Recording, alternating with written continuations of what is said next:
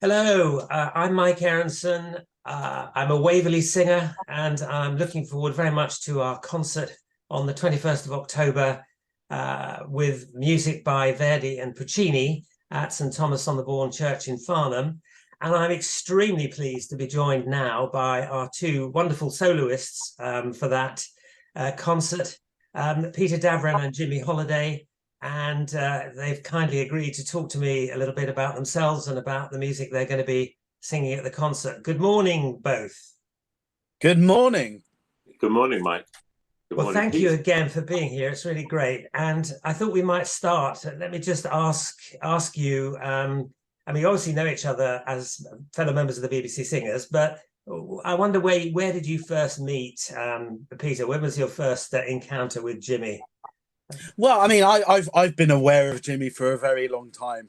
He's a wonderful low bass, and I've always almost seen him from afar in like concerts because my wife has worked with Jimmy quite a bit with sort of in consort groups, and so I've been aware of Jimmy for a while. But Jimmy, correct me if I'm wrong, is the first time we properly met was at a wedding, wasn't it? Yeah, I think, as Pete says, likewise, I was very aware of Pete, worked with Martha a lot, his wife. But the first time I think we properly met was at a mutual friend's wedding, probably 7 or 8 years ago. And Pete spent a lot of time at that wedding entertaining my son, which was very helpful. Well, he was entertaining me. Great. We've established that there's clearly a mutual admiration society here, which is a good place to start. But moving to more sort of edgy matters, I wonder when you both decided to become professional singers and embark on such a precarious occupation. Tell us a little bit about your journey towards that goal. Sure. Yeah. Well, I was really fortunate to go to I think is an incredible state school in London, the Cardinal Vaughan Memorial School, which had an incredible music department, and they just immersed me in everything to do with music. You know, I was playing piano in the jazz band, I was playing bassoon in the orchestra. I think at one point I was playing percussion in the orchestra, but I'm a bit unruly, so they moved me to bassoon. And I sang in the Schola Cantorum, where I had my first ever singing lessons. Absolutely loved it. Went to university at Leeds and was a choral conducting scholar at the cathedral. So I thought I'd be going more towards the conducting side. I was actually getting quite into my editing, so looking at really old scores and putting them into modern notation. And I thought that would be my life. I was really happy. But one of the lecturers at university kept insisting that I should go to music college, and there was something there in my singing voice, and ended up going to the Royal Academy of Music on a scholarship, which was fantastic. And it was probably around that time when I started working with groups like the sort of the Monteverdi choir and singing in churches and whatnot. I realised actually this is something I think I could do as a job, and so I did a bit of freelancing for a while, working with various opera companies, various choirs, and then probably the best moment of my career is the opportunity to join the BBC Singers came up, and apart from the drama of the last year, it's been lovely working with the same wonderful people every day. Well, I'd like to come back to the BBC Singers and particularly the drama of the last year later. But so when did you actually join them, Peter? What year was that? I would have joined them just after lockdown, so that was 2021, maybe. Okay. Yeah. So thank you for that. So Jimmy, what about you? What was your journey? Yeah, slightly different route in that I was a cathedral chorister from age 7. I had a music scholarship to a public school for secondary school. I did national youth choir. Kind of vouched, I think, probably in my late teenage, early adult years, that I would never be a professional singer, having done it for most of my pretty much all my childhood. But I ended up as a lay clerk at Winchester Cathedral, and sort of towards my sort of late 20s, kind of thought, well, actually, I do quite enjoy singing. I seem to be quite good at it, so let's give it a go. So sort of as Pete then did, I went to music college quite late, in my sort of late 20s. I think I was 29 when I started, and did 4 years at Royal College of Music, and did an extra years studying at the National Opera Studio. And then, yeah, I mean, during my studies, I was regularly singing with like Tenor, contemporary music group called Exaudi, bits with the 16 and Gabrielli's, you know, the usual suspects. And then, yeah, likewise, I was very fortunate that a job came up with the BBC. It was a part-time job at the time. And so I was successful with that. And that was about maybe 10 years ago. I did have a sabbatical. I decided to sort of go freelance again for about 18 months, which was great fun. But I have a now 11-year-old son, and I never saw him really during that time, just because the sort of the nature of the beast is you're away at weekends a lot. And fortunately, they never replaced me at the BBC, and the job became a full-time job. So just before lockdown and with Brexit happening, I sort of reapplied for my job and was successful. So back in the fold. You're irreplaceable, mate. You're irreplaceable. Very good. And did you always have that legendary, very deep bass voice, Jimmy? Has that always been with you? I mean, certainly not. When my voice changed, I was still just about hanging on as a treble when I left Lichfield. That was the college, Lichfield Cathedral. And I didn't sing for the 6 weeks before I went to secondary school. And I remember the head of music playing kind of like a tenor top A on the piano and going to sing it as I sort of had naturally expected to sing that, as something completely different coming out. But my voice was in that first tenor range, sort of from a C below middle C to about the sort of the tenor top A. So I started life with my voice changing as a first tenor. Then gradually through that year, it just sort of carried on slipping down and down. And it took the head of music about 3 years to realize that I was no longer a first tenor and was actually a second bass, but he got there in the end. Well, we're looking forward to hearing that, and I think you're going to sing a piece that will give you opportunity to demonstrate that that range at the bottom, and we'll come back to that in a minute. So, Peter, in addition to the, I'm sure, considerable joy of anticipation of singing with the Waverley Singers on the 21st of October, what other projects do you have in hand at the moment? Well, alongside the BBC Singers programme up until Christmas, as a soloist, I've got a few engagements singing some Bach cantatas, Christmas oratorio, Britain, St. Nicholas, with various choral societies. So, you know, keeping myself very, very busy. Well, but glad to hear it. And I mean, Christmas is such a hectic period for all musicians. And I know Richard, we barely see him around Christmas time because he's so busy with things. But it's a wonderful opportunity, of course, to put music at the front of life, which is great. Jimmy, what about you? What are you up to at the moment? So Pete said we've got a fairly busy BBC schedule. We've got a concert tonight at Milton Court. Next week, I've got a recording project with, for a composer called Oliver Leith. He composed an opera that was premiered at the Limbury Theatre at Covent Garden last year.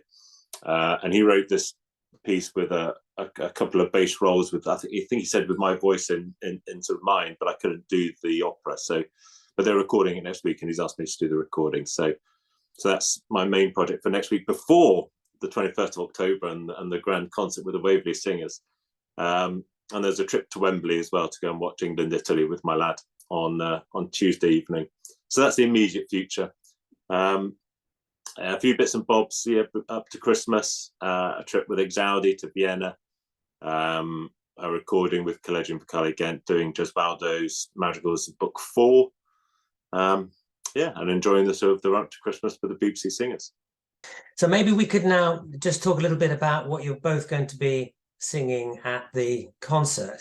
And I think Richard has done a fantastic job of arranging things. So I guess the main work is the Puccini Messa di Gloria, but rather than sing it through at a stretch, he's broken it up so that you're in addition to obviously doing the solo parts in that work, you are also singing your own solos in between. And Phil Scriven on the organ also is going to give us the Grand March from Aida, which will be fun.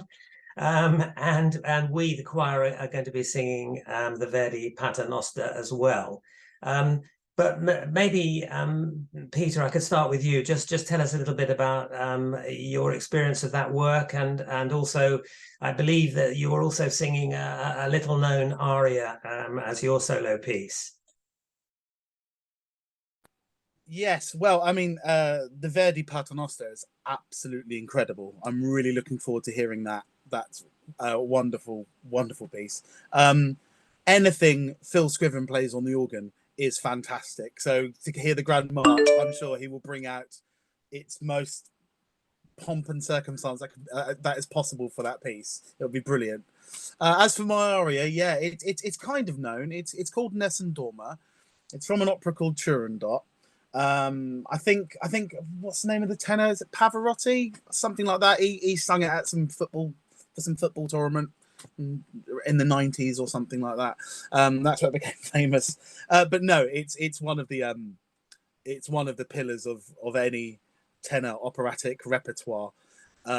So it's slightly nerve-wracking to do it, but also really exciting.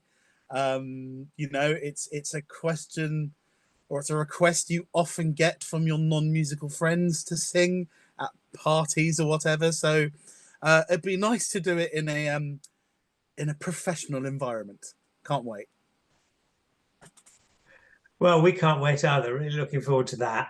And Jimmy, you've got an equally fantastic aria to sing. It's quite different to Nessun Dorma.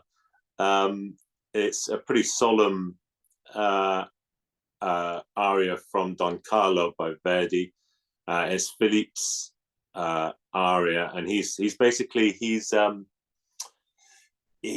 suffering from insomnia. He sort of he wakes up, he's half asleep when the aria starts, but ultimately he has married someone who basically had the hots for his son, and he's bemoaning the fact that she doesn't love him and that he can't really sleep because he's sort of paranoid about being topped off. Basically, there's a war going on between Spain and France, so he's in quite a bit of distress. It's quite a melancholic but beautiful aria. It's one I learned at college. It's not a role that I've sung. I'm still, I think, too young probably to do it. But the aria is a great aria. Looking forward to it.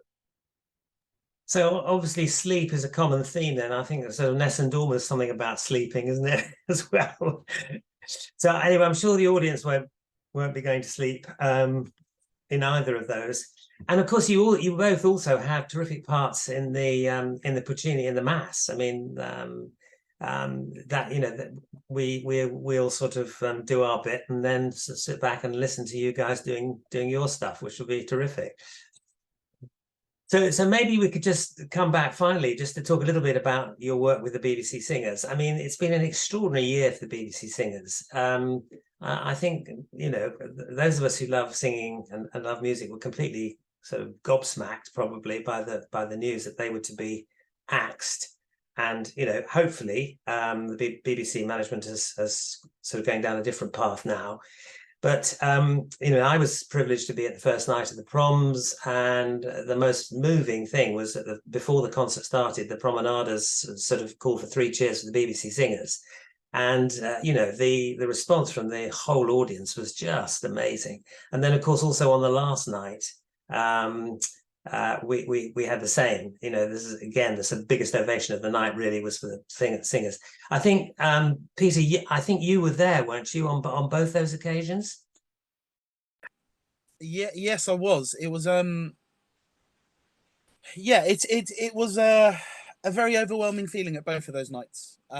We were, I think I could speak for Jimmy here, we were all so overwhelmed with the amount of support we got from the public, and realizing how much we meant to the listeners and to the viewers, and to our wonderful ensembles around the world and all the composers. It was a very it was a culmination of all that feeling of having those ovations at both of those proms. It was something I'll never forget, and has made me as an individual and as a member of the BBC Singers to repay that support and praise and defense of us. It's made us realize we're not just the choir for this moment, we're almost custodians for the future of British choral music and what it can offer. We like to see ourselves as being the best at what we do in terms of singing whatever choral repertoire there is. And it's just given me, and I'm sure others, a real determination to go out and defend this industry so we can have the future of the BBC Singers and the next BBC Singers coming through, and hopefully will be around for another 100 years. Yeah, you're absolutely right. I mean, it sort of revealed that what you stand for really is something much more than just a bunch of singers who go and perform at concerts. There was so much behind it, which actually came out. And interestingly, it wasn't just in this country either, as you say. Internationally, there was a strong sort of welling of support, which was really very, very powerful and very moving. And Jimmy, what about you? What was your what went through your sort of head and heart at the time? Yeah, well, I mean, I was in America actually when the meeting on March the 7th happened, and we'd been warned that there were difficult times ahead for all departments of the BBC, and I think we're aware that the BBC aren't the only national broadcasting corporation who have got difficulties with funding, and certainly what one of the things we've learned is that the BBC Singers is not the only national broadcasting choir that's struggling at the moment or is facing difficulties. But yeah, I was totally gobsmacked as well when we were told that we were being disbanded, and just didn't see that coming at all. And I think because of what sort of Pete just said, it's the 100th anniversary of the group next year. The BBC is arguably the biggest brand name sort of corporation in the world. The UK is one of the leading nations in choral music, the heritage of not just the cathedral choirs, but folk singing in the UK and things like that. Singing is a massive part of who we are in the UK. And you put those things together, and the BBC Singers should be at the forefront of choral music worldwide. That it should that brand name should be recognised, and it is recognised across the world, as we've discovered with the incredible amount of support we've received. As you said, worldwide. It seems as though the level of support has kind of taken back some of the people who made the initial decision. And so it has made certain people have a rethink and understand how important the BBC Singers are. So, we're still fairly precariously placed at the moment. There is a sort of a thought that's gone out that, yay, everything's okay and that we've been saved, which is absolutely not the case at the moment. There's still a long way to go to secure the long-term future, so that we do have the ability to be custodians for the next 100 years. But we are making plans for next year, and we couldn't have done that without the support of not just the composers and the conductors and the professional ensembles from around the world, but probably mostly from amateur choirs and choral enthusiasts who have made such a difference in making sure that that decision that we were told about on the 7th of March has been reversed. Well, as you say, we're not out of the woods yet, and we have to sort of keep fighting really for something that's so important. But I mean, it has been an inspiration in a way, as you say, just to see the sort of the welling up of support and the coming together of people from so many different places. So let's hang on to that. I mean, that's been a really strong and a powerful experience. And Yeah. you know, we're just very, very grateful that we've still got you, and as the BBC Singers, but also we're very, as the Waverley Singers, we're very grateful to be able to have both of you coming and performing with us on the 21st of October. So thank you again for your time. It's been really great talking to you, and it's going to be even greater listening to you sing. So many, many thanks. Thanks, Mike. Really looking forward to it, Mike. Thank you.